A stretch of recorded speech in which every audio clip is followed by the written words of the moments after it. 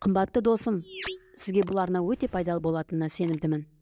Сондықтан лайк басып, подписаться кнопкасы арқылы арнаға жазылып қойыңыз. Қоңырауды басып қойыңыз. Сапалы қазақ контентін қолдаңыз. Ал біз әңгімемізді бастаймыз. Шынайы өмірдегі ғажайыптар. Ең таңдаулы әдемі оқиғалар. Бірде Швецияда мынадай ғажап оқиға орын алады. Телевидениеда реалити шоуға келген бір кісі бала кездегі бір оқиғадан кейін әлі күнге өзін жайсыз сезінетінін айтқан. Бала кезімде досым екеуміз атшалманды балконнан парашютпен ұшырмақ болдық. Қолдан себет жасап, парашюттің нобайын жасадық та, әлгі үй атшалманын себетке отырғызып, балконнан ұшырып жібердік. Кенет біз ойламаған жағдай болды. Желдің ығы біздің парашютімізді әлде қайда ұшырып әкетті ғой. Осы үшін жанымды жегідей жеп, әлі өзімді кешіре алмай келемін. Кенет студияның телефоны шырылдайды.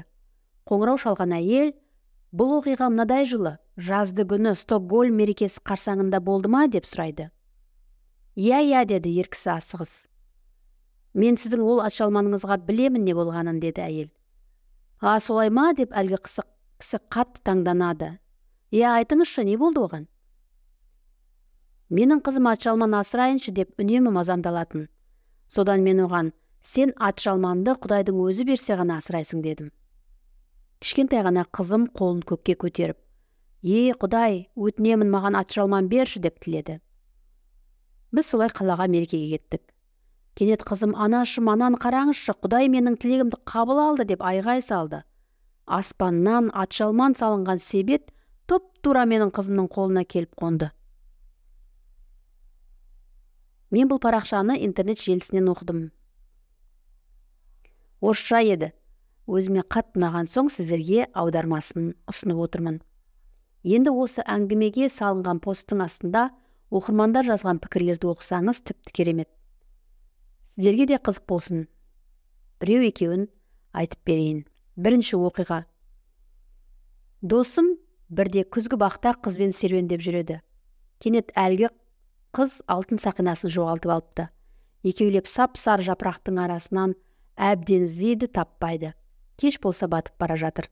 Досым мұңайған қыздың көңілін көтермекші болып, жерден жапырақты уыстап алып, міне таптым деп айғайлап, уысын ашып қалса, бір уыс жапырақтың бетінде алтын сақина тұр. Содан бері міне 20 жыл өтті. Әлгі досым сол оқиғаны әлі күнге есіне алып, сене алмай жүр. Қалай ол деп? Екінші оқиға. Менің де балалық арманым орындалған. Мен Барби қуыршағын армандадым, өте қатты. 90-шы жылдар ғой, оны маған кім әперсін. Содан әр күн сайын мен сол қуыршақпен ойнап отырғанымды елестететінмін. Көзім ұйқыға кеткенше, оны ойша киіндіріп, шашын тарайтынмын.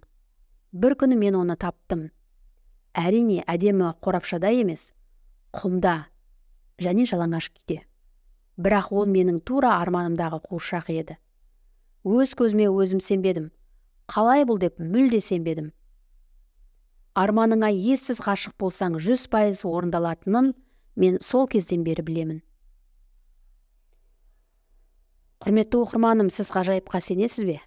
Адам сенбес мұндай оқиғалар көп қой негізі.